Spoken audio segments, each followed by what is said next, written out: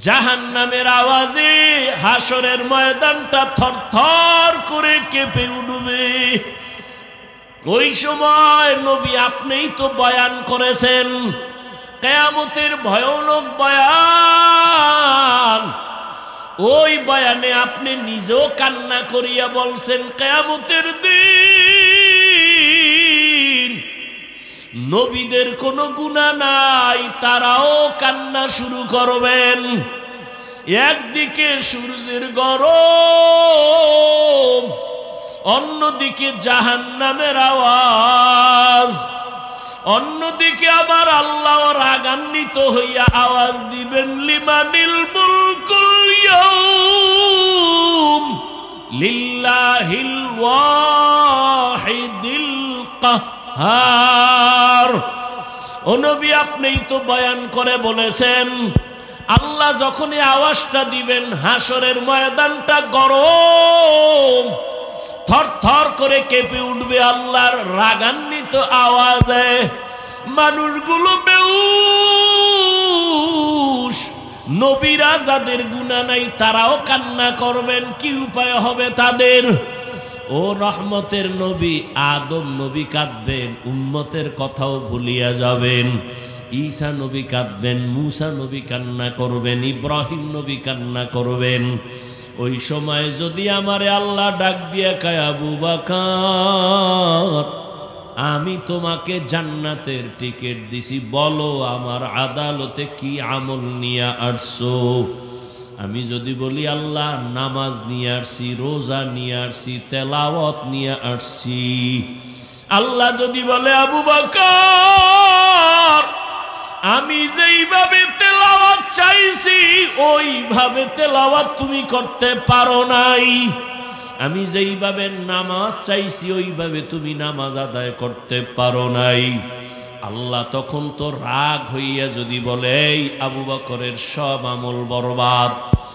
আল্লাহ যদি অর্ডার করে জাহান্নামের ফেরেশতারা আবু বকরের হাতে পায়ে জাহান্নামের শিকল লাগাও, ওই দিন আমার উপায় কি হবে রে নবী? দুনিয়াতে সূর্যের গরম সহ্য করতে পারি না, জাহান্নামের গরম আমি কেমন করে সহ্য করব? একটা মশার কামড় সইতে পারি না, জাহান্নামের আযাব কেমন করে সহ্য করব? একটা বেতের বাড়ি সইতে পারি না, হাসরের ময়দানে আল্লাহর আযাব কেমনে সহ্য করব? রহমতের নবী কেমন আদর্শের নবী আমার।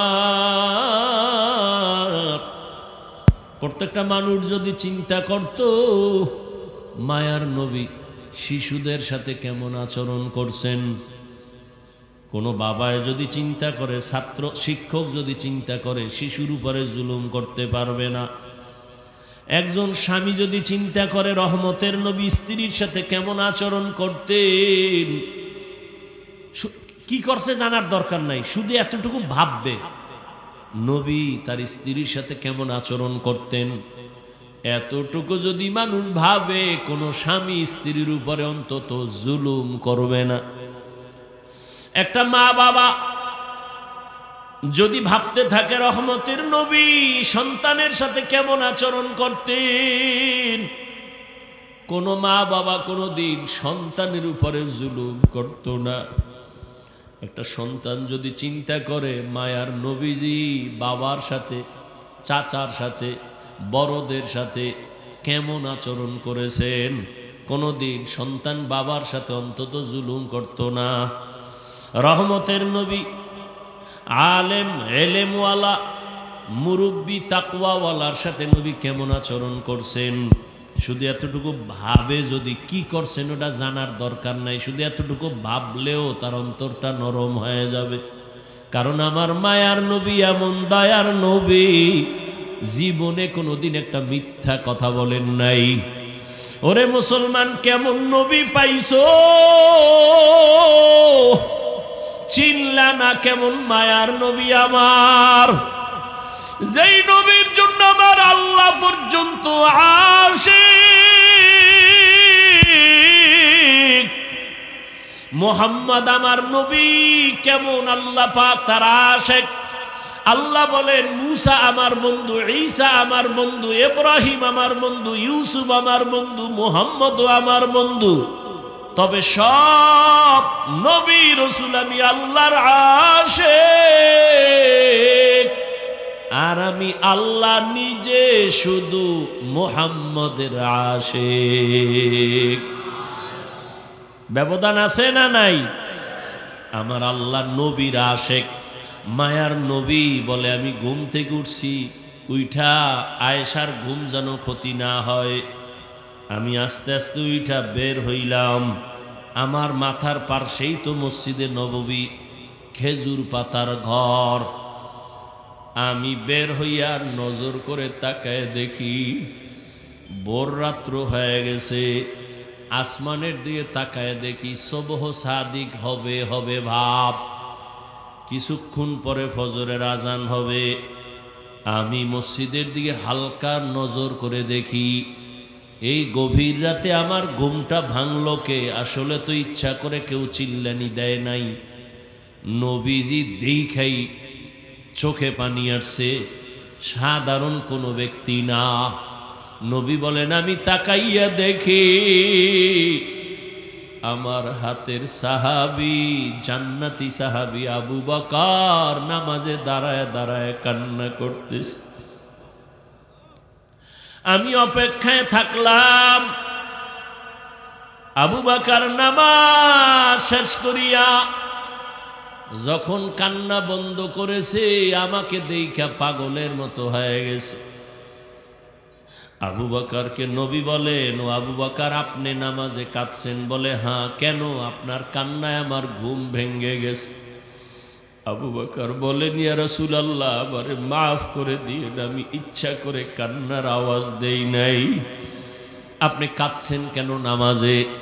আবু বকর বলেন, ইয়া রাসূলুল্লাহ আমি কান্না করেছি হাসরের ময়দানে মালিকের আদালতে কেমনে দাঁড়াবো সেই ভয়।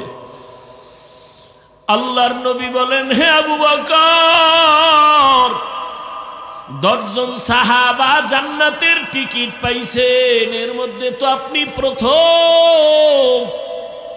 আপনি আবার জান্নাতের টিকিট পাইয়া কেন কান্না করেছেন?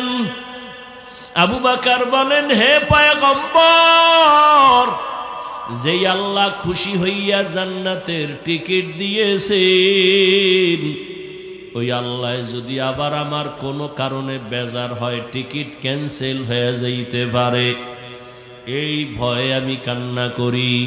ও নবী আপনিই তো বলছেন কিয়ামতের ময়দান বড় কঠিন হবে, যেদিন নারী আর পুরুষ সবাই উলঙ্গ দাঁড়াবে, ওই দিন সূর্যটা নিচে নেমে আসবে, সূর্যের গরমে গুনাহগারের মাথার মগজগুলো ভাতের মারের মতো ফুটবে, মাটির জমিনটার সূর্যের গরমে তামা হয়ে যাবে। দুনিয়াটা পরীক্ষার জন্য আল্লাহ পাঠাইছেন। কি পরীক্ষা? কয় আল্লাহ আমলের পরীক্ষা নিবেন। আর কোন চোর আরা কয় আমল লাগে না? কত বড় চোর! ইমান চোর, আমল চোর। আল্লাহ কয় আমি দুনিয়াতে মানুষ পাঠাইছি আমলের পরীক্ষা নিব, আর হে বয়ান করে আমল লাগে না। কেমন নিমক হারাম, কেমন ইসলামের দুশ্মন! অথচ শুধু আমল কি ফরজটা না? হাদিসে পাকে রহমতের নবী বলেন, কিয়ামতের দিন মানুষের ফরজ আমল নিয়ে যখন দাঁড়াবে, অনেক ফরজ আমলে ঘাটতি ঘাটতি ঘাটতি, যেইভাবে নামাজ পড়া প্রয়োজন ছিল সেভাবে হয় নাই। নবী বলেন, নফল ইবাদত লইয়া যাও, কিয়ামতের দিন ফরজের ঘাটতি পূরণ হবে নফলের আমলের দ্বারা। এবার যেই সোরা রাখায় আমল লাগে না, এক উপায় কি? জিন্দেগি মে বন্দগি তু করনা হে, জিন্দেগি মে বন্দগি जिंदगी तू करना है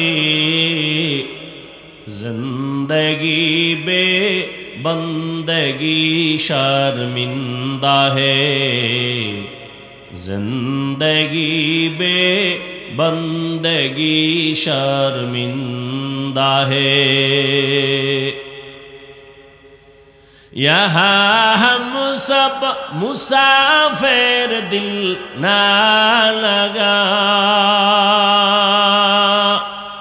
अहले दिल की नजर से रूह करता जा शाह दौलत सब फकीर गर नेक ने है शाह दौलत सब फकीर गर नेक ने है जिंदगी में बंदगी तू करना है जिंदगी बे बंदगी शर्मिंदा है जिंदगी बे बंदगी शर्मिंदा है जिंदगी में बंदगी कुन बंदगी बंदगी बे जिंदगी शर्मिंदगी কিছুক্ষণ কথা শুনবেন তো না আবার ব্যারামে ধরে ফেলবে হ্যাঁ কিন্তু বয়ান গেছে দলীয় হইয়া শ্রোতাও দলীয় বক্তাও দলীয় বয়ানও দলীয় বুঝেননি কিছু হ্যাঁ বুঝা থাকেন খুইলেন না মুখ খুব সতর্ক সাবধান ধর্ম নিয়ে যেই ফেতনা আমার দেশে পৃথিবীর অন্য কোনো দেশে এই পরিমাণ ফেতনা নাই ধর্ম নিয়ে তাও ইসলাম নিয়ে তো আরো বেশি আল্লাহ হেদায়েত দান করে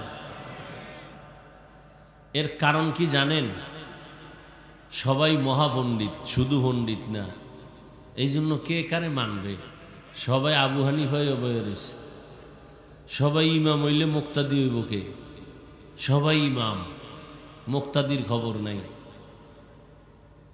সমস্যা এই জায়গায় আল্লাহ সব ভাইকে হেদায়েত দান করুন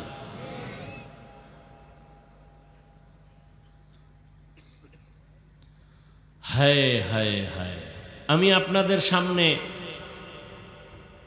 নির্দিষ্ট যে আয়াত পড়ছিলাম সূরা আহজাবের 2 টুকরো আয়াত তেলাওয়াত করেছি নবীজির একটি হাদিস পড়েছি তরজমাটা খেয়াল করবেন এরপরে কিছু ব্যাখ্যা উঠা বসা করলেই মোনাজাত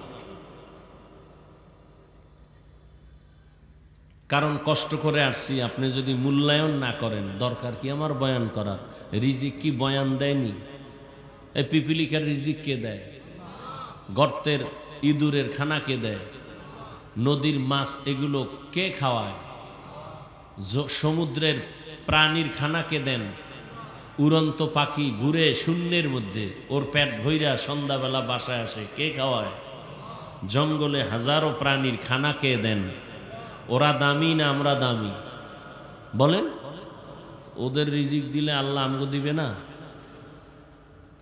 পাগল হয়ে গেছেন কেন খাই খাই জিন্দেগির জন্যই যত মামলা হামলা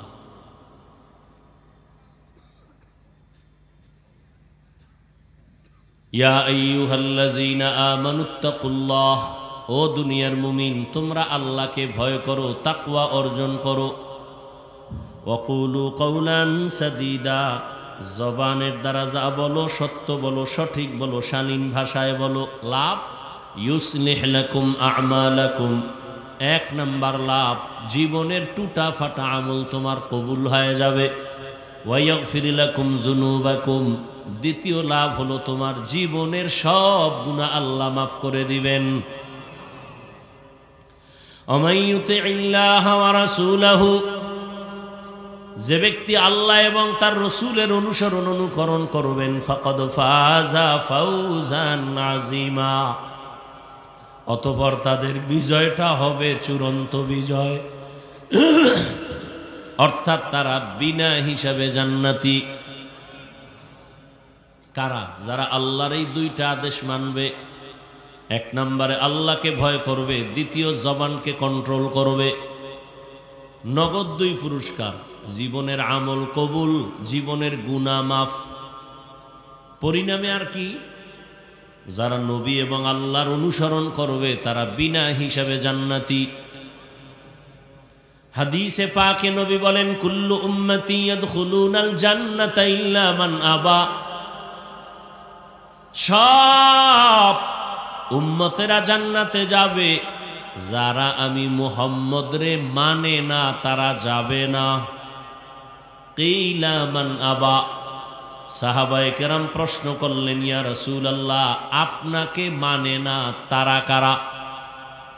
ক্বালা মান আতাআনি দাখালাল জান্নাহ ওয়া মান আসানি ফাকাদ আবা। রহমতের নবী বলছেন, যে আমার অনুসরণ করবে সে জান্নাতে যাবে, যে আমার বিরোধিতা করবে সে আমাকে অস্বীকারী হিসাবে গণ্য হবে। হাদিসের উপরে 2 মিনিট খেয়াল করেন। নবীজি বললেন সব উম্মত জান্নাতে যাবে, কিন্তু আমি মুহাম্মদের যারা মানবে না, অস্বীকার করবে, তারা জান্নাতে যাবে না। এবার খেয়াল করেন, সাহাবায়ে কেরাম প্রশ্ন করলেন, নবী আপনাকে মানে না, অস্বীকার করে, তারা কারা? রহমতের নবী জবাবটা ডাইরেক্ট না দিয়া একটু মোহব্বতের আওয়াজ দিলেন, পরে জবাব দিলেন। মোহব্বতের আওয়াজ দিলেন কি? মান আতাআনি দাখালাল জান্নাহ, যে আমার অনুসরণ করবে সে জান্নাতে যাবে। এ কথার দ্বারা বুঝাইলেন নবী, যে আমার অনুসরণ করে সে আমাকে মানে, সে জান্নাতে যাবে। এবার আপনারা বলেন, নবী বলছেন যে আমার অনুসরণ করে সে জান্নাতে যাবে, তার মানে সে নবী মানে। নবীর অনুসরণ করে যিনি সে নবী মানে। বিপরীত কথাটা কি আসতে পারে বলেন তো? খবর নেই। এই জন্য তো বয়ান কামে লাগে না, দিলের মধ্যে কোনো খেয়াল নাই। ওই একদল মোবাইল নিয়ে আসে আর এক গজবে বইরা, কপাল পুরলে আর কি করার। ওই যে শুরুতেই বলছি এই কথা নিয়েই, যে হেদায়াত তো আমার হাতে না। রসুল যদি বয়ান করার পরেও কালেমা না পড়ে তো আমি কে? বলার দায়িত্ব বলে যাচ্ছি, কে মানবে না মানবে চিন্তা করারও সময় নেই। বাকি দোয়া করি আল্লাহ সব ভাইকে নবীর আদর্শওয়ালা বানায় দেন।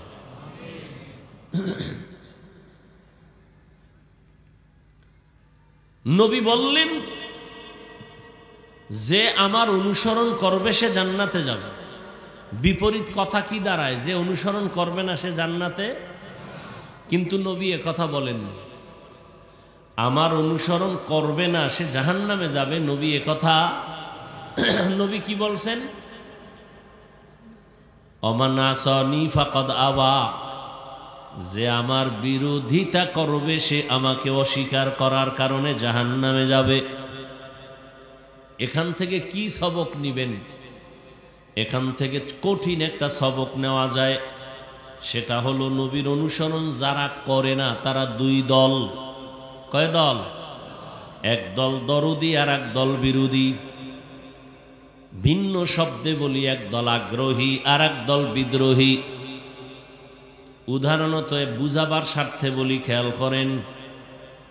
ডান দিক থেকে একটা যুবকরে জিজ্ঞাসা করলাম, এই যুবক, দাড়ি রাখো না কেন? নবীর মোহাব্বতে নামাজ পড়ো না কেন? খেয়াল করিয়েন। যুবক বলে, ভাই নামাজ পড়া তো দরকার, নবীর আদর্শে দাড়ি রাখাও দরকার, চেষ্টা করি পারি না, একটু দোয়া করেন। জবাব দেন, কি বুঝলেন? ছেলেটা কি বিরোধী না দরদি? আচ্ছা, এদিক থেকে একটা যুবকের জিগাইলাম, এই যুবক নামাজ পড়ো না কেন, দাড়ি রাখো না কেন? যুবক আমার কথাটা শেষ না হতে বিদ্যুতের গতিতে জবাব দেয়, দাড়ি না রাখলে অসুবিধা কি, নামাজ না পড়লে অসুবিধা কি? আপনারা জবাব দেন। যুবকের এই জবাবে কি প্রমাণিত হলো? সে দরদি না বিরোধী, আগ্রহী না বিদ্রোহী? হ্যাঁ, ভালো করে বুঝেন।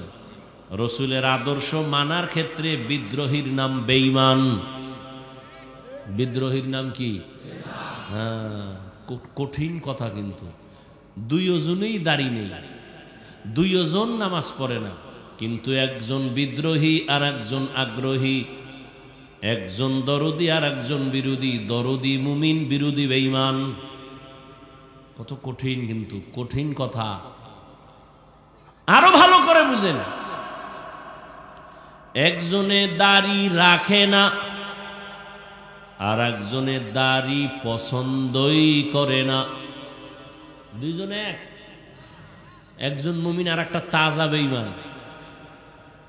একজনে নামাজ পড়ে না, সে মুমিন, আর একজনে নামাজ পছন্দ করে না, সে বেঈমান। ব্যবধান আছে না নেই? অতএব দাড়ি নাই দেখলে গালি দেওয়া যাবে না। কেন? আগে বুঝতে হবে সে কি দরদি না বিরোধী। আগে বুঝতে হবে।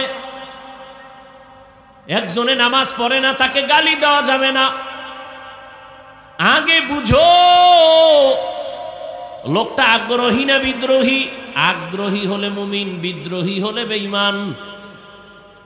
যে নামাজ পড়ে না তাকে গালি দেয়া যাবে না, যে নামাজ পছন্দ করে না তাকে ছাড় দেওয়া যাবে না, সুযোগ পেলেই জুতার বাড়ি। ও বেঈমান। একজনে রাজনীতি, কোরআনের রাজনীতি করে না। কোরআনের রাজনীতি আসেনি? আপনারা তো আমগো থেকে অনেক উচ্চ লেভেলের শিক্ষিত। আপনারা কি পরিমাণ ওয়াজ যে করেন, চিন্তা করলাম এই মাদ্রাসায় পড়ে কি ঠকলাম। কারণ 20 বছর মাদ্রাসায় আডার রুলি ডাউলের পানি খাইয়া জীবনটা শেষ। 24 ঘন্টা কোরআন হাদিস, কোরআন হাদিস, কোরআন হাদিস, সারাটা জিন্দেগি শেষ করলাম কোরআন হাদিস রিসার্চ করে। এখন আমগো সুদখোরেরা বয়ান শিখায়, তাই মাদ্রাসায় পড়লাম কি করতে? সুদখোর বলে হুজুর ওয়াজ করেন, রাজনীতির ওয়াজ করবেন না। হ্যাঁ, গোটা দুনিয়া সুলাইমান নবী চালাইছেন, কোরআনে নাই। আমরা বয়ান করলে তো কোরআনের ওই রাজনীতির বয়ান করি। ইউসুফ নবী মিশর চালাইছেন, ওই কথা কোরআনে আছে, ওই রাজনীতির বয়ান করি। ওলামায়ে কেরাম তো ওই রাজনীতির কথা বলেন যেই রাজনীতি রহমতের নবী করেছেন। আবু বকর রাষ্ট্র চালাইছেন, সেই রাজনীতির বয়ান করি। ওমরে ফারুক রাষ্ট্র চালাইছেন, সেই রাজনীতির বয়ান করি। এটাই হলো আসল রাজনীতি। এর বাইরে সব পেটনীতি আর দুর্নীতি, সব চান্দাবাজি আর ধান্দাবাজি। এই যুবক, কার পেছনে ঘুরিয়া তুই নামাজ ছাড়ছো? কার পেছনে ঘুরে ঘুরে তুই আজ দাড়িটা কেটে ফেলেছ রে বাবা? কি পাওয়ার আশায়? কিছু টাকা? লিখে রাখ, যার পিছনে তুই ঘুরে এক প্লেটে খাও, নামাজের তোয়াক্কা করো না, কিছু পাওয়ার আশায় রেডি থাক। ওই চান্দা বাজার ধান্দাবাজ কত স্বার্থপর। স্বার্থে যদি আঘাত লাগে দল থেকে নাম কাটবে না, তোর কল্লা পর্যন্ত কেটে ফেলবে। লিখে রাখ। তোরে মারার জন্য নতুন শত্রু লাগবে না। তুই যেই যারে লইয়া এক প্লেটে খাও না, এ তোর জীবনের জন্য ছুরি রেডি রাখছে, তোর খবর নাই। ভাগে যেদিন কম পড়বে সেদিন গোপন বৈঠক হবে, ওকে মাইনাস কর, ভাগে কম পড়তেছে। এ বানায় বলতেছি, তাহলে রেডি থাক মরার লেগে। তোরে মারার জন্য কোনো শত্রু আসবে না, খবরদার।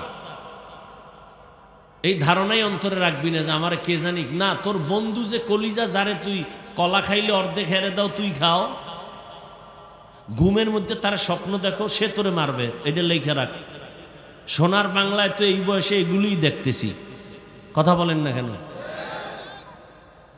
তো তুমি আর একজনের গালি দাও কেন? তোমার শত্রু অন্য কেউ না, তোমার বন্ধু তোমার জীবনের শত্রু। এই জন্য ঢাকায় বলে আসছি, আর মাগরিবের আগে কিশোরগঞ্জেও বলে আসছি, এ জাতির জন্য উলামায়ে কেরাম ছাড়া আপন কেউ নাই। একমাত্র আপন উলামায়ে কেরাম, আর সব চান্দাবাজ আর ধান্দাবাজ। 1 মিনিটে প্রশ্ন করি, জবাব দাও। বহুত বুদ্ধি লয়ে ঘুরো তো। সরকারি বেসরকারি চাকরি যারা করে, কয় ঘন্টা ডিউটি?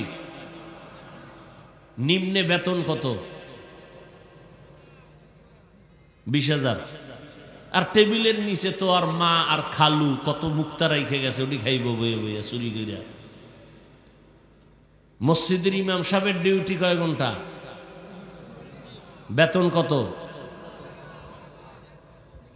পুরা দুনিয়ার মধ্যে এর থেকে আর বড় জুলুম কি হতে পারে বলো? এর থেকে আর বড় জুলুম কি আছে বলো? 8 ঘন্টা ডিউটি করিয়া বেতন 20,000, আর ইমাম সাহেবের 24 ঘন্টা ডিউটি, বেতন 5,000, তাও রিমান্ডে রাখে। এক ওয়াক্ত নামাজে না থাকলেই রিক্সা ড্রাইভার কয়, হুজুর গেছিলেন কই? ইমাম সাহেব কয়, কে তুমি? আমি রিক্সার ড্রাইভার। এত পাওয়ার? 5 টাকা বেতন দেই মাসে। সভাপতি দেয় কত? কয় 100 টাকা মাসে মাসে। কয় না, 6 মাস বাকি। সেক্রেটারি কত দেয়? 50। সভাপতির উপরে দেওয়া যাইব না, বেদবি হবে, এই জন্য উনি দেয় 50। আমি বানায় বলতেছি। হ্যাঁ, কপাল পুরছে এই জাতির। কেন? শিয়ালের হাতে মুরগি দিছে আমানত। শিয়ালের কয় 3 দিন পরে নিমু। শিয়াল কয় 1 সেকেন্ড টোনা, দোয়াও চাই, মাফও চাই, জেন্দাও দেওয়া যাবে না, মরাও না, এটা আমার ফ্যাটের ভিতরে আমানত আছে, কি মা হয়া। শিয়ালের হাতে মুরগি দিলে যা হবে, সুদখোর ঘুষখোর হারামখোরের হাতে ধর্মের চাবি দিলে তাই হবে। হারামখোরের হাতে ধর্মের চাবি দিছে কে? জিবরাইল। কে দিছে? আমি। আমরা কইতে লজ্জা লাগে। ভোটের আগে পায়খানা খাইছো প্রার্থীর থেকে টাকার নামে, লজ্জা লাগে নাই? নিমক হারাম বেহায়া কোথাকার। বাথরুমে ঢুইকা 10 গ্রাম পায়খানা খাইয়া সৈয়দপুরের দোকানে যাইয়া হালাল সাবান কিনা কুলি করলে গন্ধ থাকতো না। কিন্তু যারা ভোটের আগে টাকা খাইছো, জাহান্নামের আগুন ছাড়া গন্ধ যাবে না, লিখে রাখো। চেয়ারম্যানের গালি দাও না, আকাম করছো তুমি, দোষ দাও চেয়ারম্যানের। বাংলাদেশের কোন চেয়ারম্যান আগে হারাম খায় নাই, জনগণ খাইয়া শিখাইছে, তুইও খাবি। এই জন্য লিখে রাখো, আমার কথা কয়েকটা লিখে রাখো পারলে। জনগণ হারামখোর হলে ওদের নেতাও হারামখোর হবে, জনগণ সুদখোর হলে নেতাও সুদখোর হবে, জনগণ নামাজি হলে নেতাও নামাজি হবে। মনে রেখো কথাগুলো, মানবা না তো। আর হুজুরগো কথার তো কোনো মূল্যই নেই তোমাদের কাছে। আল্লাহ হেদায়াত দান করুন। মোহাব্বতের নিরিখেই বলি, কাউকে আক্রমণ করা মাকসাদ না। আমার লাভ কি আক্রমণ করে? তাহলে তো কষ্ট কেন করি? সেই গত রাত্রে ভাত খাইছি, আর আজকে আসরের আজানের পরে সারাদিন না খাইয়াই খাইছি। মাহফিল ধরতে হবে। এরপরে আবার কতজনার লম্বা লম্বা মোষ, আর মোষ তাওয়াইয়া বাঁকা কইরা কত বাজে কথা। আলেম হইয়া ঠইগেই গেলাম। কেন আল্লাহর কোরআন শিখছিলাম? আমরা বলে সব ফকিন্নি। তা তোমার 10 তলা বিল্ডিং থুইয়া জঙ্গলে ঘুমাও কেন? এই নিমক হারাম। কোটি কোটি টাকা ব্যাংকে মাইনসে খায়, তোর কপালে নাই কেন?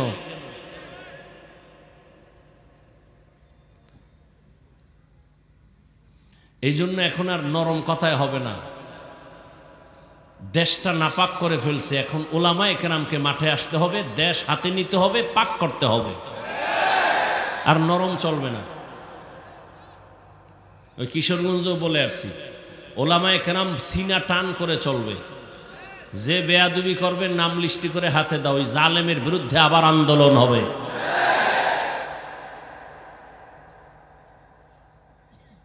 আল্লাহ হেদায়াত দান করুন।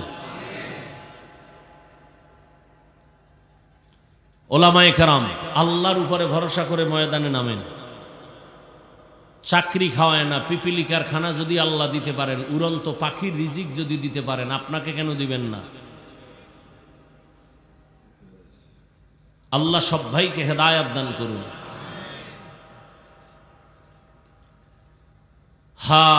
তো নবীর আদর্শ যারা মানে না তারা দুই দল, এক দল আগ্রহী আর এক দল বিদ্রোহী। এ বিষয়ে কিছু কথা বললাম শুধু হাদিস নিয়ে। এবার আয়াতের মধ্যে ঢুকবো না কষ্ট হবে? আয়াতের মধ্যে আল্লাহ দুইটা আদেশ দিছেন, মানলে দুইটা পুরস্কার। আদেশ কি? এক নম্বরে তাকওয়া অর্জন করো তথা আল্লাহকে ভয় করো। দ্বিতীয় আদেশ হলো জবানকে কন্ট্রোল করো। এই আয়াতের মধ্যে আল্লাহ হাত কন্ট্রোল করো, চোখ কন্ট্রোল করো, কান কন্ট্রোল করো, পা কন্ট্রোল করো আল্লাহ বলেননি। আল্লাহ জবানের কথাটা বিশেষ করে বললেন কেন? জবানকে হেফাজত করো কেন বললেন? এই জবাবটা দিব।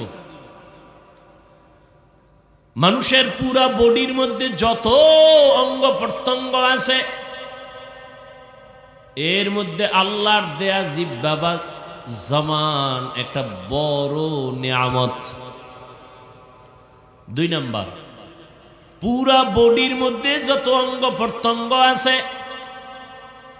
পুরা বডির মধ্যে জিহ্বা হলো মারাত্মক একটা অ্যাটম বোম অস্ত্র। প্রথম কথা হইল বড় নিয়ামত, দ্বিতীয় কথা বড় অস্ত্র। এবার দোনোটার কথা শুনেন। নিয়ামত কিভাবে? দুনিয়ার যত প্রাণী আছে সব প্রাণী আমাদের মতো তাদের হাত আছে, চোখ আছে, কান আছে, মাথা আছে, পেট আছে, খানা আছে, বাথরুম আছে। কিন্তু আমাদের নিয়ামত সব থেকে বেশি জবান। দুনিয়ার অনেকে এই জিহ্বা নাড়ায় খায় কিন্তু কোনো প্রাণীর জবানে আওয়াজ নাই, আল্লাহ আমাদের দান করেছেন। এই জিহ্বা কেমন এক নিয়ামত! আমি যে মাউথ নিয়ে সামনে কথা বলি, আমার এই কথাটা মাউথ টেনে মেশিনের দ্বারা ইউনিটের মাধ্যমে হর্ন থেকে বের করে বহু দূরে নিয়ে যায়। এই যে মেশিন চলতে সেটাকে আবার ফ্যান দিয়া বাতাস দিয়া ঠান্ডা রাখে। সীমার অতিরিক্ত যদি মেশিন চলে হঠাৎ করে আগুন লেগে পুড়িয়ে যাবে সব। আনলিমিটেড এই মেশিন চালাতে পারবে না, কিছুক্ষণ ঠান্ডা রাখা লাগবে, না হয় অন্য মেশিন চালাবে, আর একটার একটু রেস্টে দিতে হবে। কিন্তু আল্লাহর দেয়া জিহ্বা নামের বড় নিয়ামত। দুনিয়াতে আসার থেকেই জিহ্বা নাড়াইয়া কত কোটি কোটি কোটি কোটি কথা সাপ্লাই দিলা। 30 বছর, 40 বছর, 50 বছর পর্যন্ত জিহ্বা নামের মেশিন চলতেছে চলতেছে চলতেছে। হাজার হাজার হাজার কোটি কথা সাপ্লাই হচ্ছে। এক সেকেন্ডের জন্য কখন আমার মাওলার দেওয়া জিহ্বা বন্ধ হয় নাই। গাল ব্যথা করে, মাথা ব্যথা করে, কপাল ব্যথা করে, ঠোঁট ব্যথা করে, জিহ্বা ব্যথা করে না। এত বড় এক নিয়ামত আমার আল্লাহ দান করেছেন। মোবাইলে তুমি কথা বলতেছো, মোহাব্বতের আলাপ, দীর্ঘ টাইম বলে 5 মিনিট সময় দাও।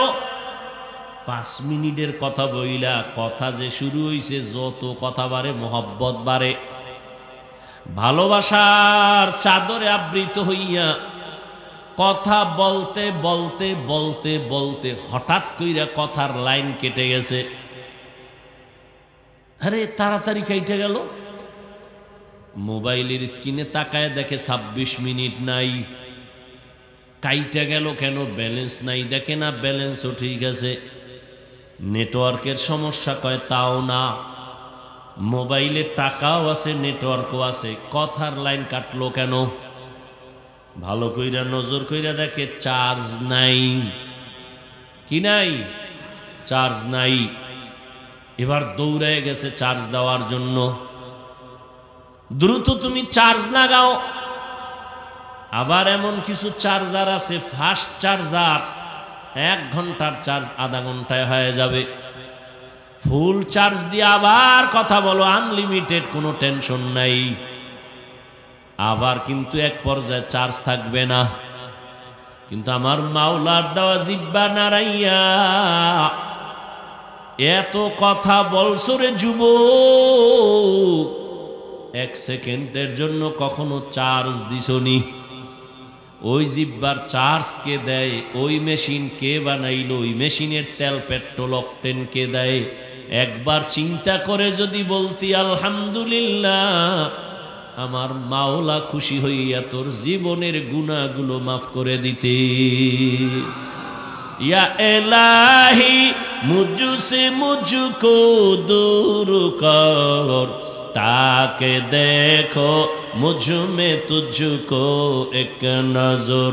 या इलाही तू मेरा माबूद है, या इलाही तू मेरा माशूक है। ও বান্দা, তুমি 1 প্লেট ভাত নিছো, খানা খাবা। প্লেটের মধ্যে খানা নিয়ে, তরকারি নিয়ে অনেকক্ষণ তুমি হাত দিয়া নাড়ায় চাড়ায় দেখলা খানার মধ্যে কোনো ভেজাল আসেনি। হাত অ্যান্সার দিল খানার প্লেটে খানায় ভেজাল নাই, চোখ তোমাকে অ্যান্সার দিল ভেজাল নাই। এবার মোটামুটি রেডি হয়ে একটা লোকমা তুমি মুখের মধ্যে নিছো, জিহ্বায় তোমারে আটকায় দিছে, ভিতরে নেওয়া যাবে না, লোকমার ভিতরে ভেজাল আছে। হাত ক্লিয়ারেন্স দিল, চোখ ক্লিয়ারেন্স দিল, জিহ্বায় আটকায় দিল কেন? জিহ্বায় তোমারে বলতেছে এই লোকমাটা বের কর। এই লোকমার মধ্যে ভেজাল হলো চিকন একটা চুল আছে, চিকন চুল, এ লোকমা ভেতরে নেওয়া যাবে না। জিহ্বায় তোমাকে কতটা সতর্ক করে দিল। তুমি মনে করছো খানাটা বড় ঠান্ডা, জিহ্বায় লাগাইছো মাত্র, বলছে ভেতরে নেওয়া যাবে না, তো তোর গলা নষ্ট হয়ে যাবে, ফেলে দে। এই জিহ্বায় এত বড় নেয়ামত। আমি মানুষ নাকি অন্য কিছু? আমার জবান আমাকে পরিচয় দিল। আমি একজন আলেম নাকি কিছু? আমাকে জবান পরিচয় দিল। হাত আমারে পরিচয় দেয় না আমি ভালো মানুষ না খারাপ মানুষ। তুমি ভালো না খারাপ জবান পরিচয় দেয়, হাত পরিচয় দেয় না। এই জবান আল্লাহর বড় নিয়ামত, শুকর আদায় করো। কেমনে শুকর আদায় করবা? জিহ্বাটা দিয়া সব সময় তেলাওয়াত, জিকির, দরুদ, ইস্তিগফারের আমল করো। এবার আসেন, জিহ্বা বড় একটা অস্ত্রের নাম। বুঝার চেষ্টা করি কেমন অস্ত্র। বলে এটা বেলেটের মতো, চারোদিকে ধার, ডানেও কাটে, বামেও কাটে, সামনেও কাটে, পেছনেও কাটে, বেলেটের মতো। বলে কেমন? কয় জিহ্বা নাড়াইয়া একজন বিধর্মী মানুষের সামনে বলে লা ইলাহা ইল্লাল্লাহ, সাথে সাথে তার নামটা এখন ঈমানওয়ালার খাতায় চলে আসছে। জিহ্বার এক কথা। আবার এই জিহ্বা নাড়াইয়া এক মুমিন বলে আমি আল্লাহ মানি, কোরআন মানি, তবে কোরআনের বর্ণিত রাজনীতি মানি না। একই জিহ্বার এই কথায় তার ঈমান চলে গেল। এই একই জিহ্বা নাড়াইয়া অপরিচিত একটা মেয়ে যদি একটা যুবকের বলে তোরে আমি স্বামী বানায় নিলাম, তুই কবুল বল। স্বামী ছেলেটা যদি বলে কবুল করলাম, 2 জন 4 জনের সামনে যদি বলে ফেলে, বউ হয়ে গেল জীবনের আপন। আবার এই জিহ্বা নাড়াইয়া যদি বলে তুই তালাক, একই জিহ্বার কথায় তার স্ত্রী জীবনের থেকে বিদায়। বিচারক চেয়ারে বসিয়া ফাঁসির আসামিকে জিহ্বা নাড়ায় বলে তুমি মুক্ত। ফুলের মালা গলায় পরে ফাঁসির আসামি বাড়ি। আবার এই জিহ্বা নাড়াইয়া বিচারক যদি বলে নিরপরাধের পুলিশ হ্যান্ডকাপ লাগাও, নিরপরাধী একই জিহ্বার কথায় আসামির কাঠগড়ায় দাঁড়াবে। জিহ্বা এমন এক অস্ত্র, এটা তোমার আমার ইচ্ছার বিরুদ্ধে চলে। কেমনে তুমি কন্ট্রোল করবা? দেখছুনি এটা অ্যাডভান্স চলে, অ্যাডভান্স। ঘুমায় গেছে মানুষ মরা, কিন্তু জিহ্বা চালে, জিহ্বা চলতেছে। একজনে কাঁচা ঘুমের মধ্যে আমার বন্ধু ডাক দিছে, এই বন্ধু ওঠ। ওর কাঁচা ঘুম, ও চোখ বন্ধ করে জিহ্বা নাড়ায় কাঁচা কয়েকটা গালি দিছে, ও দৌড়। তোর দার আর জীবনে আমুনা, যেই গালি দিলি ঘুমের থেকে ওইটা ডাক দিলাম, এই তুই গেছো কই বন্ধু? কয় তোর সাথে কথা নাই, যেই গালি দিছো ঘুমের ভিতরে। না না না, তো আমি গালি দিই নাই। হ্যাঁ, রেকর্ড করলে তুই টের পাইতি কি পরিমাণ গালি দিয়েছ। আল্লাহর কসম, ঘুমের মধ্যে জিহ্বা কি বলছে আমি জানি না। তাহলে জিহ্বাটা আপনার আমার কন্ট্রোলের বাইরে। হাত যদি অন্যায় করে বেঁধে রাখো, কন্ট্রোল হয়ে যাবে, অন্যায় করবে না। চোখ যদি খারাপ কিছু দেখে, নেকাপ লাগাও, কালো আয়না লাগাও, দেখবে না। পা যদি অন্যায় করে, পায়ের মধ্যে রশি লাগায় বেঁধে দাও, অন্যায় করবে না। কান যদি অন্যায় কিছু শুনে পট্টি লাগায় দাও, অন্যায় আওয়াজ আসবে না। জিহ্বাটা যে অন্যায় করে, এটারে কেমনে আটকাইবা? রশি দিয়েও তো বাধা যায় না, কষ্টে লাগানো যাবে না, কারণ জিহ্বার মধ্যে আল্লাহ একটা মেডিসিন দিয়ে দিছেন, পানি।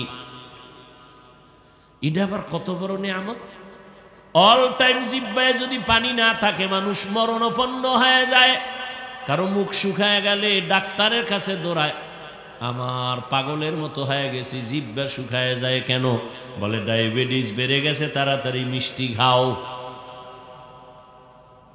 জিহ্বার মধ্যে এমন একটা পানি, বড় নিয়ামত। বলে কেমন? এই যুবক বাবারা, ঘুমের থেকে উঠা বাসি মুখে কুলি না কইরা এক গ্লাস পানি তুমি পান করবা, জিহ্বার সাথে যেই লালাটা ভেতরে যাবে, রোগের ঔষধ। কুলি করবা না, বাসি মুখে কুলি ছাড়া পানিটা পান করবা, খালি পেটে ঘুমের থেকে উঠাই মুখের ভেতরে জিহ্বার লালা সহ ভেতরে যাবে, পেটের ঔষধ। তোমার চেহারার মধ্যে যদি কোনো স্পট হয়, গোডা হয়, শাহাদাত আঙ্গুল বের করে জিহ্বার মধ্যে লাগায় 3 বার বিসমিল্লাহ বলে লালা দিয়া লাগাও, চেহারায় কোনো গোডা থাকবে না। তবে সারা রাত্র মোবাইলে যদি আকাম কইরা গোডা উডাও, ঘুম মার দিয়া, ওইটা লালায় যাবে না। হা, যুবকেরা বাঁচতে চায় বেশি, কিন্তু মেশিন যা নিয়ে ঘুরে, দ্রুত মরার মেশিন। আমার কাছে খুব কষ্ট লাগে। বাঁচতে চায় বেশি, কিন্তু মেশিন লয়ে ঘুরে মরার, দ্রুত মরতে পারে। কারণ এই মোবাইল কিডনি দুর্বল করে, হার্ট দুর্বল করে, ব্রেন দুর্বল করে, চোখের পাওয়ার নষ্ট করে এই মোবাইল, কানের পাওয়ার নষ্ট করে। চরিত্র তো নাই, লেখাপড়া নাই, মা বাবার সাথে ভালো আচরণ নাই। যুবকেরা এই মরণ ফাঁদ লইয়া লইয়া পকেটে ঘুরে, কাছে লইয়া ঘুমায়। যুবকদের আর একটা মরণ ফাঁদ হলো বাইক। কি বাইক কয়নি এলাকায়? কি কয়? Motor cycle. এটার উপরে উঠলেই শরীর গরম, শীত নাই, গরম, আগুন বাইর হয়। আর এক জায়গায় গিয়া ধাম করে ফইরা যায়। একদিকে হুন্ডা থাকে, আর একদিকে ফইরা, রক্তক্ষরণ নাই, জায়গায় শেষ। নামাজ রোজা নাই, মাওলায় হেফাজত করবে তো বান্দার কিছু আমলের দরকার। রসুল শিখাই দিছেন, ঘর থেকে বের হলে এই দোয়া পড়ো। গাড়িতে উঠছো, বিমানে উঠছো, 5টা সূরা পড়ো। কুল ইয়া আইয়ুহাল কাফিরুন ইযা জাআ নাসরুল্লাহ কুল হুয়াল্লাহু আহাদ কুল আউযু বিরাব্বিল ফালাক কুল আউযু বিরাব্বিন নাস। সাথে সাথে আল্লাহ একদল ফেরেশতা তোমার পাহারাদার বানায় দিবেন। দুনিয়ার সব বিপদে পড়লেও তোমাকে আল্লাহ হেফাজত করবেন এই আমলের বরকত। আর তুমি উঠেই বিড়ি টানা শুরু করো, ঘর থেকে বেরি হয় একটা আগুন লইয়া। কি বাপ, বিড়ি মুখে দিলে কি ভাব জানেন, কঠিন ভাব। অথচ ওই বিড়ি সাদা কাপড়ে ধোঁয়াটা মারো, দেখো কেমন, তোমার কলিজা এর থেকে আরো খারাপ। এর উপরেরটা যারা টানে, মদ পান করে, গাঞ্জা খায়, এটি তো ক্যান্সারে মরবে নাকি এমনে মরবে, এত সোজা। একটা মানুষও শান্তিতে মরে না এই যারা এই নাপাক খায়, নাপাক। আল্লাহ সব ভাইকে হেদায়াত দান করুন। তো জবানটাকে কন্ট্রোল কেমনে করি? হাত আটকায় রাখা যায়, পা আটকায় রাখা যায়, কান আটকানো যায়, চোখ আটকানো যায়, জিহ্বাটারে আটকানো যায় না, কষ্টে লাগানো যায় না। জবানটারে কেমনে হেফাজত করব, কন্ট্রোল করব? আল্লাহ কয় রে গোলাম, এটা কন্ট্রোল করার মতো তোমার হাতে কোনো পাওয়ার নাই। আমি আল্লাহ দয়া করে একটা মেডিসিন দিলাম, এটা ব্যবহার করো, জিহ্বা কন্ট্রোল হয়ে যাবে। ওই মেডিসিনের নাম হলো তাকওয়া। হরকে দারত খৌফে হকদার দিল মদম জন্নতুল মাওয়া দেহদ ও রামকাম। জবানের কন্ট্রোল করো রে মুমিন। আল্লাহর ভয় তাকওয়া বড় দামি এক সম্পদ। এই তাকওয়া মায়ের গর্ভ থেকে পাওয়া যায় না।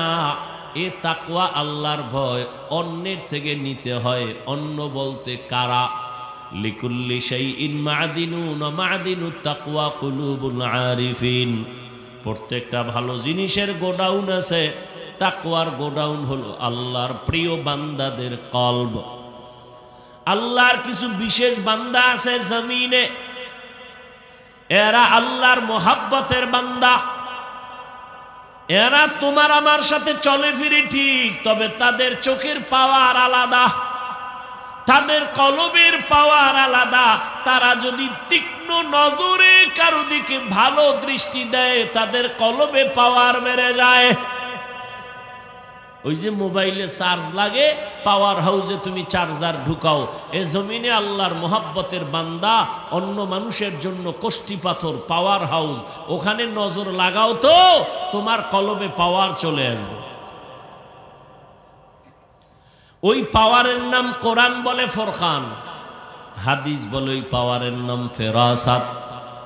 ইয়া আইয়ুহাল্লাযীনা আমানু ইন তাত্তাকুল্লাহা ইয়াজআল লাকুম ফুরকানা। হাদিস এই পাওয়ারকে বলে ফেরাসাত। قال رسول الله صلى الله عليه وآله وسلم اتقوا فراسة المؤمن فإنه ينظر بنور الله। এই পাওয়ার আর আল্লাহর ভয় যখন অন্তরে আসবে, তখন বান্দা স্কুলে পড়লেও নামাজ ছাড়বে না। এই তাকওয়া নামক পাওয়ার যদি তোমার অন্তরে আসে, এখন তোমার নামাজ পড়তে ভালো লাগে না, তখন তোমার নামাজ না পড়লে ভালো লাগবে না। এখন তোমার পর্দা করতে ভালো লাগে না, তাকওয়ার পাওয়ার যখন আসবে, আল্লাহর ভয়, তখন তোমার পর্দা না করলে ভালো লাগবে না। এখন আমি টুপি ছাড়ি না, তুমি টুপি পরো না। আমি নামাজ না পড়লে লজ্জা লাগে, তুমি পড়তে গেলে লজ্জা লাগে। আসলে মেডিসিন তাকওয়ার ভয়, আল্লাহর ভয় নাই। এই আল্লাহর ভয়টা অন্তরে জমা করার জন্য আল্লাহর ওলি যারা, পীর আউলিয়া যারা, খাঁটি আল্লাহওয়ালা, তাহাজ্জুদওয়ালা, তাদের নজর লাগাও। তাদের নজরের মধ্যে পাওয়ার আছে। আরে একটা গাঞ্জাখোরের নজরেও তো পাওয়ার আছে। একটা বেআমল গাঞ্জাখোর একটা দুধের বাচ্চার দিকে তাকায়া নজর দিছে, তো বাচ্চা অসুস্থ হয়ে গেছে। মুরব্বীরা কয় বদ নজর লাগছে, শুকায় যাইতেছে, খায় না, বদ নজর। আপনাদের এলাকায় দেখবেন মাঝে মাঝে কদু গাছ লাগায়, কদু গাছ। ওই কদু গাছের ফাঁকে গাছের মধ্যে আবার জুতাও টানায়, জুতা। কেন? বলে জুতার বরকতে কদু অনেক বড় হবে। জুতা একটা বরকতের জিনিস, নমরুদের গানে লাগছে, এই জন্য টানায় না। বলে বদনজর থেকে। এই আমি শেষ করব, উঠেন কেন? আর একটু বল না। আপনি এখানে কাছে যাইবেন, আমি কই যাবো? আপনার উঠাছেনি। আর দীর্ঘ টাইম বসার যদি অভ্যাস না থাকে, ভিতরে কেন ঢুকেন আপনারা ধাক্কাইয়া? ওই কত আল্লাহর আশেকরা বাইরে দাঁড়ায় রয়েছে, এরা ফাঁকে ফাঁকে গিয়ে বিড়িটাই না আবার আইব, কোনো টেনশন নেই। আপনি ভিতরে ঢুকে কেন ডিস্টার্ব করেন আরো 10 জন? আর আমার কতজনে গেছি গে, আবার ফাঁকে ফাঁকে আটতে আটতে আইতেছে। কেউর বিড়ির নেশা, চায়ের নেশা, পানের নেশা। মানে শয়তান তো আর বইয়া নেই। এত সুন্দর একটা ভালো কাজে বসায় রাখলে তো শয়তান পরাজয়। তো শয়তান তো এই ভালো কাজে বসতে দিবে না সবাইকে, একটা খোসা দিয়ে উড়াই দিবে। জবানের হেফাজত করো হে মুমিন, তাকওয়ার মেডিসিন লাগাও, আল্লাহর ভয়। এই আল্লাহর ভয়টা যখন অন্তরে আসবে, এটার আবার পার্সেন্ট আছে। যার ভয়ের পার্সেন্ট যত বেশি, তার আল্লাহর মুহাব্বতের আমলও তত বেশি। রহমতের নবী বলেন, আমি রাতের বেলা মসজিদে নববীর পার্শ্বে আয়েশার হুজরায় ঘুমায় যাই। আমি এশার নামাজ পড়ে কারোর সাথে গল্প করি না, আমার অভ্যাস ঘুমায় যাওয়া। নবী বলেন, আমি ঘুমাইলে আমার চোখ বন্ধ থাকে, তবে আমার অন্তর কখনো ঘুমায় না। আমি আয়েশার হুজরায় ঘুমে গেলাম, হঠাৎ করে আমার ঘুম ভেঙ্গে গেল। কানের মধ্যে শুনি কে যেন কাঁদতেছে, কান্নার আওয়াজ। আমি উঠলাম, আস্তে আস্তে উঠা আয়েশার যেন ঘুমের কোনো ক্ষতি না হয়। রহমতের নবী কেমন আদর্শের নবী আমার! প্রত্যেকটা মানুষ যদি চিন্তা করত, মায়ার নবী শিশুদের সাথে কেমন আচরণ করছেন। কোনো বাবায় যদি চিন্তা করে, ছাত্র শিক্ষক যদি চিন্তা করে, শিশুর উপরে জুলুম করতে পারবে না। একজন স্বামী যদি চিন্তা করে, রহমতের নবী স্ত্রীর সাথে কেমন আচরণ করতেন, কি করছে জানার দরকার নাই, শুধু এতটুকু ভাববে নবী তার স্ত্রীর সাথে কেমন আচরণ করতেন। এতটুকু যদি মানুষ ভাবে, কোনো স্বামী স্ত্রীর উপরে অন্তত জুলুম করবে না। একটা মা বাবা যদি ভাবতে থাকে রহমতের নবী সন্তানের সাথে কেমন আচরণ করতেন, কোন মা বাবা কোনদিন সন্তানের উপরে জুলুম করত না। একটা সন্তান যদি চিন্তা করে মায়ার নবীজি বাবার সাথে, চাচার সাথে, বড়দের সাথে কেমন আচরণ করেছেন, কোনদিন সন্তান বাবার সাথে অন্তত জুলুম করত না। রহমতের নবী আলেম, এলেমওয়ালা, মুরব্বী, তাকওয়াওয়ালার সাথে নবী কেমন আচরণ করছেন, শুধু এতটুকু ভাবে যদি কি করছেন ওটা জানার দরকার নাই, শুধু এতটুকু ভাবলেও তার অন্তরটা নরম হয়ে যাবে। কারণ আমার মায়ার নবী এমন দয়ার নবী, জীবনে কোনোদিন একটা মিথ্যা কথা বলেন নাই। ওরে মুসলমান, কেমন নবী পাইছো, চিনলা না কেমন মায়ার নবী আমার, যেই নবীর জন্য আমার আল্লাহ পর্যন্ত আশিক। মুহাম্মদ আমার নবী, কেমন আল্লাহ পাক তার আশিক। আল্লাহ বলেন মুসা আমার বন্ধু, ঈসা আমার বন্ধু, ইব্রাহিম আমার বন্ধু, ইউসুফ আমার বন্ধু, মুহাম্মদও আমার বন্ধু। তবে সব নবী রাসূল আমি আল্লাহর আশিক, আর আমি আল্লাহ নিজে শুধু মুহাম্মদের আশিক। ব্যবধান আছে না নাই? আমার আল্লাহ নবীর আশিক, মায়ার নবী বলে আমি ঘুম থেকে উঠছি, উইঠা আয়েশার ঘুম যেন ক্ষতি না হয়, আমি আস্তে আস্তে উইঠা বের হইলাম। আমার মাথার পার্শ্বেই তো মসজিদে নববী, খেজুর পাতার ঘর। আমি বের হইয়া নজর করে তাকায় দেখি ভোর রাত্র হয়ে গেছে। আসমানের দিকে তাকায় দেখি সুবহ সাদিক হবে হবে ভাব, কিছুক্ষণ পরে ফজরের আজান হবে। আমি মসজিদের দিকে হালকা নজর করে দেখি এই গভীর রাতে আমার ঘুমটা ভাঙলো কে? আসলে তো ইচ্ছা করে কেউ চিল্লানি দেয় নাই, নবীজি দেখাই চোখে পানি আসছে, সাধারণ কোনো ব্যক্তি না। নবী বলেন আমি তাকাইয়া দেখি আমার হাতের সাহাবী, জান্নাতি সাহাবী আবু বকর নামাজে দাঁড়ায় দাঁড়ায় কান্না করতেছে। আমি অপেক্ষায় থাকলাম।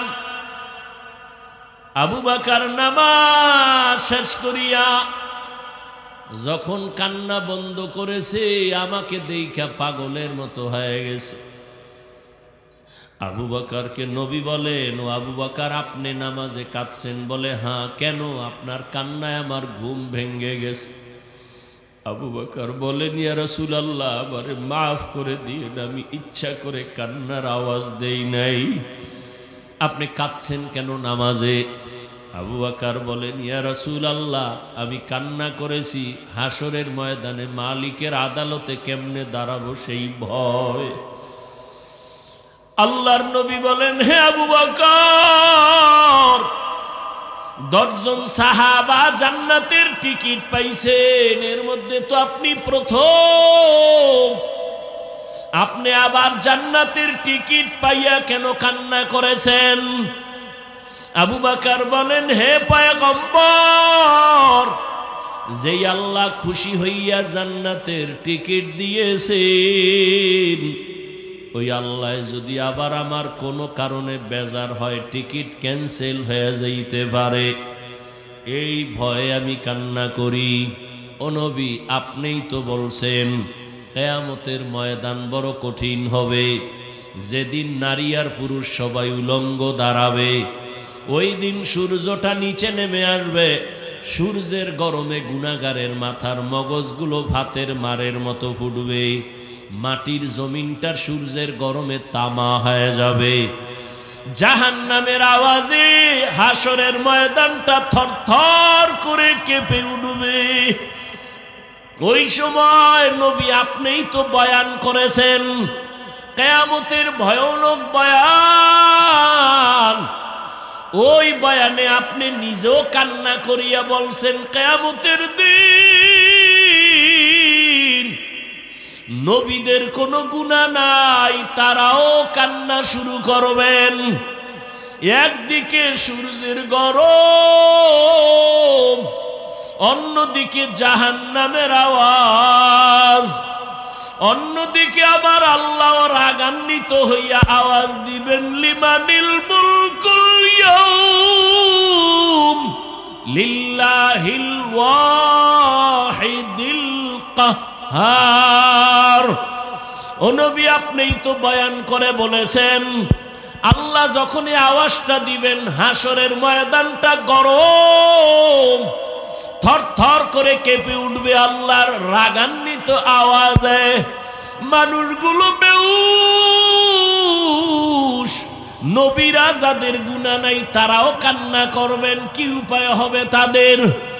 ও রহমতের নবী আদম নবী কাঁদবেন, উম্মতের কথাও ভুলিয়া যাবেন। ঈসা নবী কাঁদবেন, মুসা নবী কান্না করবেন, ইব্রাহিম নবী কান্না করবেন। ওই সময় যদি আমারে আল্লাহ ডাক দিয়া কয়, আবু বকর আমি তোমাকে জান্নাতের টিকিট দিছি, বলো আমার আদালতে কি আমল নিয়ে আসছো। আমি যদি বলি আল্লাহ নামাজ নিয়ে আসছি, রোজা নিয়ে আসছি, তেলাওয়াত নিয়ে আসছি, আল্লাহ যদি বলে আবু বকর আমি যেইভাবে তেলাওয়াত চাইছি ওইভাবে তেলাওয়াত তুমি করতে পারো নাই, আমি যেইভাবে নামাজ চাইছি ওইভাবে তুমি নামাজ আদায় করতে পারো নাই, আল্লাহ তখন তো রাগ হইয়া যদি বলে এই আবু বকরের সব আমল বরবাদ।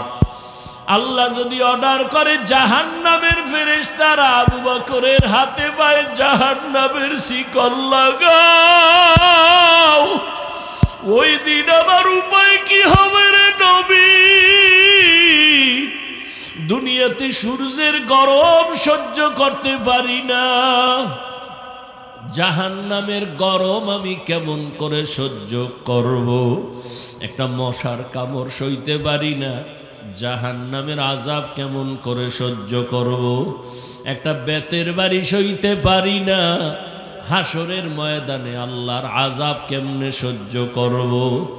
ও আমার কলিজার বাবারা, ও পর্দার আড়ালের মা বোনের, আমার কলিজার যুবক বাবারা, আমি তোমাকে কিন্তু এতক্ষণ যত বয়ান করছি একবারও বলি নাই আমার মতো টুপি লাগাও, আমি একবারও বলি নাই আমি কওমি মাদ্রাসায় লেখাপড়া করেছি তোমরাও স্কুল কলেজ বাদ দিয়া মাদ্রাসায় যাও, একবারও বলি নাই আমি তাবলিগের লাইনের সন্তান, তোমাকে একবারও বলি নাই বাবা তাবলিগে যাও, আমি পীরের মুরিদ, একবারও বলি নাই তুমি পীরের কাছে যাও, বরং আমি তোমাকে সাপোর্ট দিয়া যাইতেছি, আমার মতো সাপোর্ট তোমাকে কোনো বক্তারা দেয় না, জানি না কেউ দেয় কিনা, আমার জানা মতে কোনো বক্তাই যুবকদেরকে এই পরিমাণ সাপোর্ট দেয় না। আমি চ্যালেঞ্জ দিয়া বলি ও যুবক বাবা, স্কুল ছাড়িও না, কলেজ ছাড়িও না, আমি তোমাকে কলিজা দিয়া দোয়া করে গেলাম, স্কুলে পড়িও, কলেজে পড়িয়া ডাক্তার হও, ইঞ্জিনিয়ার হও, প্রফেসর হও, তুমি একজন ব্যবসায়ী চাকরিজীবী হও, মাদ্রাসায় যাওয়ার দরকার নাই, মাদ্রাসায় আমাদের আলেমের অভাব নাই, হুজুরের অভাব নাই, ছাত্রের অভাব নাই, আমার দেশে এখন অভাব আদর্শ ডাক্তার নাই, আদর্শবান ইঞ্জিনিয়ার নাই, আদর্শবান এসপি নাই, ডিসি নাই। আজ আমার দেশে যদি আদর্শবান ডাক্তার থাকতো, এসপি ডিসি থাকতো, চেয়ারম্যান মেম্বার থাকতো, নামাজিওয়ালা, এই দেশে ওলামায়ে কেরাম মানুষের কোরআনের বয়ান করতে কোনো হারামখোরের অনুমতি লাগতো না। ও আল্লাহর বান্দা, তুমি স্কুলে পড়ো, কলেজে পড়ো, কোনো বাধা নাই, অনুরোধ করে বলছি কেউ কলেজ ছাড়বা না, বরং তুমি ডাক্তার হও, ইঞ্জিনিয়ার হও, প্রফেসর হও, ব্যবসায়ী হও, চাকরিজীবী হও, তবে আমার ছোট একটা দাবি, তুমি খবরদার বেয়াদব হইও না। বলবা হাফিজ ভাই বেয়াদব হইও না কথার ব্যাখ্যা কি? ব্যাখ্যা হলো 3 জায়গায় বেয়াদবি করবা না, তাহলে মরার আগে তোমার জীবন শেষ হয়ে যাবে। মরণের কালে পানি দেওয়ার মতো কাউকেও তুমি কাছে পাইবা না, খুব সাবধান। বিবেকের কাছে কথাগুলো রেখে যাই, মনে রাখি ওরে বাবা। 1 নাম্বার, মা বাবার সাথে খারাপ আচরণ করবা না, শিক্ষকের সাথে 2 বেয়াদবিমূলক আচরণ করবা না, 3 আলেমের সাথে বেয়াদবিমূলক আচরণ করবা না। যদি মা বাবার সাথে বেয়াদবিমূলক আচরণ করো আর মা বাবায় যদি কষ্ট পাইয়া বলে আহ এটাই তোর জন্য একটা আগুন, এই আগুন যদি তোর কপালে লাগে তোর জীবন ধ্বংস। শিক্ষকের সাথে খারাপ আচরণ করার কারণে যদি শিক্ষক একটা নিঃশ্বাস ফালায় তোর ছাত্র জীবনের লেখাপড়া সব ধ্বংস হয়ে যাবে। আলেমের সাথে খারাপ আচরণ করার পরে যদি একটা নিঃশ্বাস দেয় তোর জীবন ধ্বংস হবে। অতএব মা বাবার বেয়াদবি নিও না, শিক্ষকের সাথে বেয়াদবি করে বরদোয়া নিও না। তুমি মা বাবার দোয়া নিয়া, শিক্ষকের দোয়া নিয়া, উলামায়ে কেরামের পরামর্শ নিয়া তুমি ডাক্তার হও, ইঞ্জিনিয়ার হও, প্রফেসর হও, ব্যবসায়ী হও, চাকরিজীবী হও, দেখবা তুমি ডাক্তার হলেও তোমার জীবন ধন্য হবে, ইঞ্জিনিয়ার হলেও তোমার জীবন ধন্য হবে। এবার তাকাইয়া দেখো যুবক বাবা, তোমার মতো বহু যুবক জীবনে মাদ্রাসায় পড়ে নাই, জেনারেল লাইনে পড়ে, স্কুলে পড়ে, কলেজে পড়ে, চাকরি করে, ব্যবসা করে, র্যাব, আর্মি, পুলিশ, বিডিআরের চাকরি করে, ডাক্তার, প্রফেসর, ইঞ্জিনিয়ার, 5 ওয়াক্ত নামাজও পড়ে আছে না নাই? বলো তুমি কেন পারো না রে বাবা? তোমার মতো যুবক রাস্তায় গাড়ি চালায়, নামাজ ছাড়ে না, বলো তোমার কপালে কার বরদোয়া লাগছে? তুমি কেন পারো না রে বাবা? তোমার মতো যুবক কৃষি কাজ করে, নদীর মধ্যে মাছ ধরে, নামাজ ছাড়ে না। তোমার মতো যুবক ব্যবসা করে, নামাজ ছাড়ে না, বলো তুমি কেন পারো না? অবশ্যই তোমার কপালে না জানি কারো বরদোয়া লাগছে, বুঝি আল্লাহ বেজার হয়ে গেছে। ওরে আমার মাওলার কোরআনটারে মিথ্যা মনে করিও না। আজকে তাকায় দেখো, কই বাড়িওয়ালা, কই টাকাওয়ালা মাস্তানেরা কেউ দুনিয়ার বাহাদুরি করিয়া টিকতে পারে নাই, কিন্তু যারা নবীর আদর্শওয়ালা তারা বাদশা আগেও ছিল, এখনো আছে, মুকুটহীন সম্রাট। কিয়ামতেও আল্লাহ এদের সম্মান দিবেন। অতএব আমি বলবো বাবা, তুমি ডাক্তার হও, বেয়াদব হইও না, ইঞ্জিনিয়ার হও, বেয়াদব হইও না। পর্দার আড়ালের মা বোনেরা, আপনাদের মতো কত মা কত বোন এখনো আছে বেপর্দায় চলে না, নামাজ ছাড়ে না, মোবাইলে সময় নষ্ট করে না। এরে আম্মা জান, স্বামীর মাল হেফাজত করে, সন্তানটাকে আদর্শওয়ালা বানানোর মেহনত করে, কারণ গাছ ভালো না হলে ফল ভালো হয় না। মায়ের চেষ্টা, দোয়া না থাকলে সন্তানও ভালো হতে পারে না। এ কারণেই তো মা আপনাদের অনেক দাম। এই স্টেজে 20টা ছেলের মাথায় পাগড়ি দেওয়া হলো, কোরআনের হাফেজ হয়ে গেছে। এদের মা বাবার জীবন কত ধন্য। ও আম্মা জানেরা, এ কারণেই তো আপনাদের অনেক সম্মান। আপনারা নবীদের মায়ের মতোই তো দামি, সাহাবায়ে কেরামের মায়ের মতোই তো সম্মানের, আপনারা তো আলেমের মায়ের মতোই দামি, আপনারা তো খাদিজা রাদিয়াল্লাহু আনহার মতো দামি নারী, ফাতেমা রাদিয়াল্লাহু আনহার মতো দামি নারী, আয়েশা রাদিয়াল্লাহু আনহার মতো দামি নারী। আপনাদের মতো মায়ের অবদানের কারণে দুনিয়াতে ভালো ভালো সন্তান আসছে। 1 মিনিটে একটা ঘটনা বলিয়া শেষ করি রে বাবা। মদিনাতুল মুনাওয়ারা থেকে ভারতের মধ্যে একজন আল্লাহর বান্দা আসছে দাওয়াত নিয়া, সবাই তার নাম জানেন, খাজা মঈনুদ্দিন চিশতি আজমিরি রহমাতুল্লাহ আলাই। তিনি ভারতের জমিনে কালেমার দাওয়াত দিতে দিতে লক্ষ লক্ষ বিধর্মী তার হাতে মুসলমান হলো। মায়ের সামনে একদিন খাজা মঈনুদ্দিন চিশতি আজমিরি বড় আনন্দিত। মা ডাক দিয়া কয়, বাবা মঈনুদ্দিন, এত খুশি আনন্দ কেন? মঈনুদ্দিন বলে, মা, বিধর্মী লক্ষ লক্ষ আমার হাতে কালেমা পড়েছে। মা ডাক দিয়া কয়, মঈনুদ্দিন, এই বাহাদুরি আমি মায়ের, তোর কোনো বাহাদুরি নাই। খাজা মঈনুদ্দিন বলে, আম্মু, কিসের বাহাদুরি তোমার বলো? এই পর্দার আড়ালের মা ভালো করে শুনেন। খাজা মঈনুদ্দিনের মা ডাক দিয়ে কয়, বাবা মঈনুদ্দিন, আল্লাহর কসম, তুই আমার গর্বে যখন আসছো, আমি একটা রাত আর ঘুমাই নাই। রাতের গভীর সেজদায় পড়ে মালিকের দরবারে কান্না করেছি, আর চোখের পানি ছেড়ে দোয়া করেছি, হে মালিক, আমার সন্তানটাকে তোমার ওলি হিসাবে দুনিয়ায় পাঠাইও। এই সন্তান মঈনুদ্দিন, তুই দুনিয়াতে যখন আসছো, আমি মা তোরে যত দুধ পান করাইছি, আল্লাহর কসম, 1 ফোঁটা দুধও আমি বিনা ওযুতে তোর মুখে দেই নাই। আমি নাপাক অবস্থায় তোরে দুধ দেই নাই। আমি যতবার তোরে দুধ পান করাইছি, আগে ওযু বানায় নিয়েছি। ও পর্দার আড়ালের মা, যেই মা বাচ্চাটারে দুধ পান করায় ওযু অবস্থায়, এই বাচ্চাটা কেন জগৎ বিখ্যাত আল্লাহর প্রিয় গোলাম হবে না? এজন্যই তো বললাম, মায়ের কারণে সন্তান ভালো হয়। এরে আম্মা জান, এখনো সময় আছে, তওবা করেন, আল্লাহর কাছে মনে মনে বলেন, হে আল্লাহ, জীবনে আর বেপরদায় চলবো না, আর মোবাইলে সময় নষ্ট করব না, স্বামীর মাল হেফাজত করবেন, খেয়ানত করবেন না, সন্তানকে আদর্শওয়ালা ডাক্তার ইঞ্জিনিয়ার বানাবেন।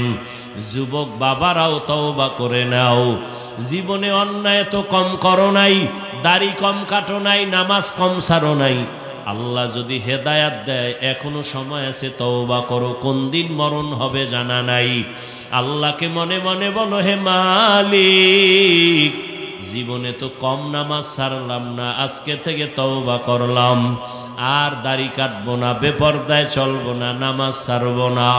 মা বাবার দোয়া নিয়া, শিক্ষকের দোয়া নিয়া, ওলামায়ে কেরামের পরামর্শ নিয়া নবীজির আদর্শ মেনে চলবো। তওবা করার মতো যদি নিয়ত হয়, খাঁটি তওবার নিয়তে দুটো হাত আল্লাহকে দেখাইয়া দাও। আয় আল্লাহ, হাতগুলো কবুল করে নেন, তওবা কবুল করে নেন, তওবার উপরে মজবুত হইয়া চলার তৌফিক দান করেন, আমিন। আলহামদুলিল্লাহি রাব্বিল আলামিন, ওয়াসসালাতু ওয়াসসালামু আলা সাইয়্যিদিল আমবিয়াই ওয়াল মুরসালিন ওয়া আলা আলিহি ওয়া আসহাবিহি আজমাইন। ইয়া আরহামার রাহিমিন, ইয়া আরহামার রাহিমিন, ইয়া আরহামার রাহিমিন। রব্বিরহামহুমা কামা রব্বায়ানি সগীরা। আল্লাহুম্মা ইন্নাকা আফুউন কারীম তুহিব্বুল আফওয়া ফা'ফু আন্না। আল্লাহুম্মা ইন্না নাসআলুকা রিযাকা ওয়াল জান্নাহ ওয়া নাউযু বিকা মিন সাখাতিকা ওয়ান নার। ও দয়ার মালিক, কুদরতের নজর দিয়া তাকাইয়া দেখেন, ওলামায়ে কেরাম, মুরব্বী, হাজী সাহেব, কত ব্যবসায়ী, চাকরিজীবী, আমার কলিজার যুবক বাবারা, ছাত্ররা হাত তুলেছেন, পর্দার আড়ালে কত মা বোনেরা হাত তুলেছেন।